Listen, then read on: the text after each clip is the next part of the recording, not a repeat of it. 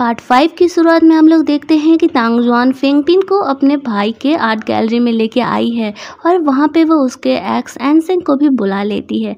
अब उसे देख करके तो भाई एनसेंग शो ऑफ तो करेगा कि उसकी भी गर्लफ्रेंड है, तो वो तांगजुआन को कुछ ज़्यादा ही क्लोज दिखाने लगता है ताकि फेंगपिन को असर पड़े। लेकिन फेंगपिन तो मूव ऑन कर चुकी है, उसे कुछ खास फर्क नहीं पड़ता है।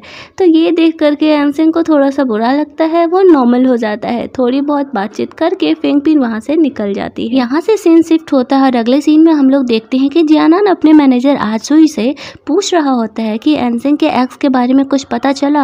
आजुई थोड़ा सा कंफ्यूज था, लेकिन जैसे ही वो उसे फेंगपिन के बारे में बताने वाला होता है वहाँ पे फेंगपिन आ जाती है और जियानान को साथ में डिनर करने के लिए लेके जाती है।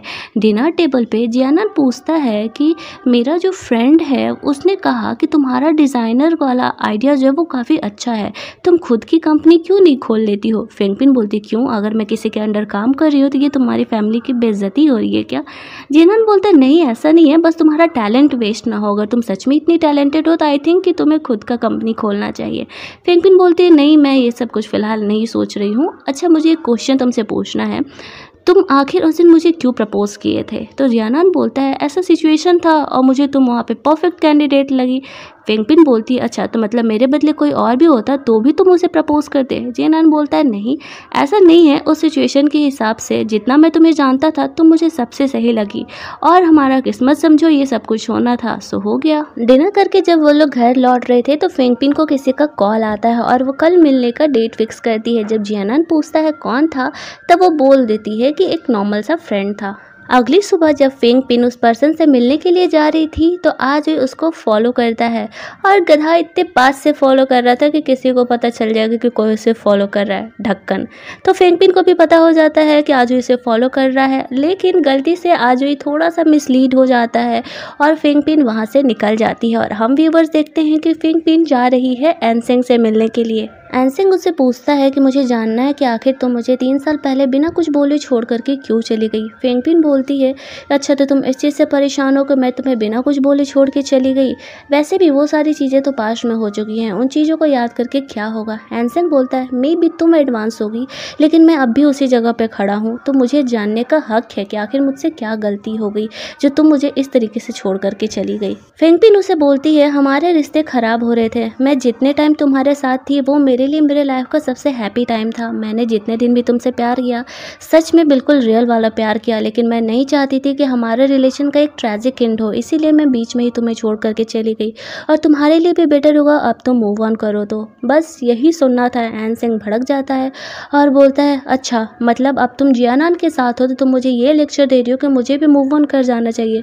बहुत सही है मैडम, बहुत सही है। वो उसे इतना ही कुछ बोल करके वहाँ से चले जाता है और हम व्यूवर्स देखते हैं कि एक्चुअल में पास्ट में जब फेंगपिन और एनसेंग साथ थे तो सच में दोनों काफ़ी अच्छे रिलेशन में थे, लेकिन धीरे धीरे एनसेंग पर वर्क का प्रेशर बढ़ने लगा, उसे इन्वेस्टर मिल नहीं रहा था और एक दिन जब उन दोनों के रिलेशन का एनिवर्सरी था तो फेंगपिन उसके लिए केक लेके आई थी और उस दिन भी एनसेंग उस इन्वेस्टर से मिलने के लिए चले जाता है। फेंगपिन जब उसके पीछे जाती है तो देखती है कि वो लेडी उसके साथ फ्लर्ट कर रही है और उसे ये लगता है कि शायद एनसेंग भी उसे फ्लर्ट कर रहा है और उसे झूठ बोल करके वहाँ पर गया है। वो उस समय उसे कुछ बोलती नहीं है, लेकिन जब एनसेंग घर आता है तो वो उसे बोलती है कि तुम हमारे एनिवर्सरी के दिन दूसरे लड़की से मिलने के लिए गए थे।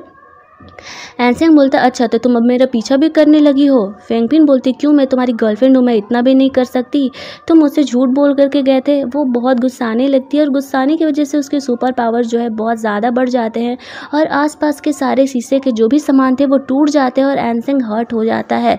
तो फिर वो उसे जल्दी जल्दी हॉस्पिटल लेकर के जाती है और उसी समय फेंगपिन को एहसास होता है कि उसके वजह से वो जिन लोगों को वो पसंद करती है वो लोग हर्ट हो रहे हैं, तो वो डिसाइड करती है एनसेंग को छोड़ करके जाने का। हम लोग प्रेजेंट में वापस आते हैं और जब फेंगपिन घर आती है तो आज उसे वो फोटो दिखा करके पूछता है कि इस फोटो का क्या मतलब है।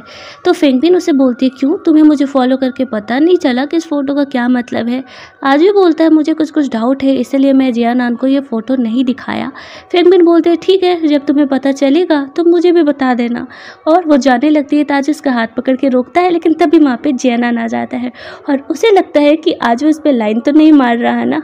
वो पूछता है क्या बात है, तो फेंगपिन बोलती है कि आज मुझे तुम्हारे बारे में कुछ कुछ बता रहा था। वो इस बात को टाल करके वहाँ से चली जाती है। फेंगपिन ड्रेस चेंज करके कहीं जाने का तैयारी कर रही थी, तो जियानान भी उसके साथ जाने के लिए बोलता है और वो लोग स्पेशली एबल्ड बच्चों के ऑर्फनेज में जाते हैं उनके साथ कुछ टाइम स्पेंड करने के लिए। और सच में जियानान को ज़्यादा ही इंजॉय करता है, वहाँ पे बच्चों के साथ किसे अच्छा नहीं लगता है। अगले सीन में हम लोग देखते हैं कि जियानान के मेड को आजुई की ड्रेस में गलती से वो फेंगपिन और एनसेंग की साथ वाली फ़ोटो मिल जाती है। अब वो अपना विलेन वाला काम निभाने के लिए दौड़ते हुए कहाँ जाती है? सबसे पहले बिल्कुल सही समझे, लू जाओ से मिलने के लिए जाती है। उसे वो फ़ोटो दिखाती है और लू जाओ मैडम अपना शैतान वाला दिमाग चलाना स्टार्ट कर देती है। वो उस फ़ोटो का फ़ोटो क्लिक कर लेती है और फिर जा करके उसी जगह पर रखवा देती है उस फ़ोटो को, ताकि किसी को कुछ डाउट भी ना हो। अगले सीन में हम लोग देखते हैं कि एनसेंग अपने ही सदमे में डूबा हुआ था। वो बहुत ज़्यादा ड्रिंक कर लिया था। जब वो काफ़ी टाइम से तांगजुआन का फ़ोन नहीं उठा रहा था, तो वो उसे मिलने के लिए आती है। सच में अगर हमें किसी बंदे या बंदी को भूलना है तो उसके लिए दूसरे का सहारा लेना ही सबसे इजी ऑप्शन होता है, वरना मूव ऑन करना बहुत मुश्किल हो जाता है। ऐसा मेरा सोचना है, आपको क्या लगता है? उसका ये हालत देख करके तांगजिन को बहुत अफसोस लग रहा था, तो वो उसका मूड ठीक कराने के लिए बॉक्सिंग करने के लिए लेके जाती है। फिर उसके बाद कराओके रूम भी लेके जाती है और फिर दोनों बैठ करके डिनर कर रहे थे। धीरे धीरे एनसिंग को तांगजॉन के साथ अच्छा लगने लगा था, उसका मूड भी ठीक हो रहा था। वहाँ पर वो लोग एक गेम खेलते हैं और एनसिंग बहुत ज़्यादा ड्रिंक कर लेता है। नशे में वो तांगजॉन को फेंगपिन समझ करके उससे किस कर लेता है और ये चीज़ करते हुए उसको उसका मैनेजर देख लेता है। अगले सीन में हम लोग देखते हैं कि जो लूज़ा होती है वो एनसिंग के मैनेजर गैरी से मिलने के लिए जाती है और वो शुरू में तो उसे बताती है कि आप जो है वो इस एक्विजिशन के हेड जियानान है। और शुरू में तो वो गैरी को पूरा बड़ाई करके उसे पूरा फुला देती है ताकि उसे इन्फॉर्मेशन निकाला जा सके। और फिर वो एनसेंग के एक्स के बारे में पूछती है, लेकिन गैरी उसे कुछ खास बता नहीं पाता है। वो उसे बोलता है कि हाँ 3 साल पहले उसकी कोई गर्लफ्रेंड थी जिससे वो सिर्फ एक बार मिला है। यहाँ से सीन शिफ्ट होता है और अगले सीन में हम लोग देखते हैं कि फेंगपिन अपने फ्रेंड एरियांग के ऑफिस में सच में इन्वेस्टमेंट करती है और अच्छा खासा इन्वेस्टमेंट करती है। इसके बाद जब वो लोग घर लौट रहे होते हैं तो फेंगपिन का जो मैनेजर होता है उसे बताता है कि स्मार्ट थिंकिंग जो कंपनी है उसके मैनेजर गैरी में थोड़ा बहुत प्रॉब्लम है, लेकिन जब मैं उसके बारे में कन्फर्म हो जाऊँगा तो फिर मैं आपको वो इन्फॉर्मेशन दूँगा। शायद वो अपने जो मेन हेड है एनसेंग को चीट कर रहा है। और सच में हम लोग देखते हैं कि गैरी जो है पैसे का घपला तो कर ही रहा था और इस बारे में एनसेंग को कुछ भी नहीं पता था। गैरी जब इंटरनेट पे चेक करता है तो जियानान और फेंगपिन की इंगेजमेंट की फ़ोटो देखता है। फेंगपिन को वो देख करके समझ जाता है कि ये कोई और नहीं एनसेंग की एक्स गर्लफ्रेंड है। वो जा करके एनसेंग को बोलता है कि तुम फेंगपिन की वजह से जियानान की कंपनी में इन्वेस्टमेंट नहीं करने दे रहे हो ना। एनसेंग बोलता है ऐसा कुछ भी नहीं है, मुझे बस उनका प्रपोजल सही नहीं लगा। तो गैरी गुस्सा जाता है और बोलता है कि तुम्हें पता है कि मुझे पैसे की सख्त ज़रूरत है, तुम्हें कोई फाइनल डिसीजन लेना ही होगा। अभी दोनों बात ही कर रहे होते हैं कि वहाँ पर तांगजुआन आ जाती है, तो उसे देख करके फिर वहाँ से गैरी चले जाता है और तांगजुआन जो है थोड़ी देर बाद एनसेंग को लेकर के डिनर करने लेके जाती है। बेचारा एनसेंग सोच रहा था कि कल के मिसअंडरस्टैंडिंग के बारे में वो कैसे बताए कि उसने गलती से उसे किसी और को समझ करके किस कर लिया था, लेकिन उसे कोई वैसा परफेक्ट टाइम नहीं मिल रहा था। अगले सीन में हम लोग देखते हैं कि जियानान की जो मेड होती है वो फेंगपिन को परेशान करने के लिए बाथरूम का टाइल्स बिल्कुल स्लिपरी कर देती है ताकि वो गिरे और उसे चोट लग जाए।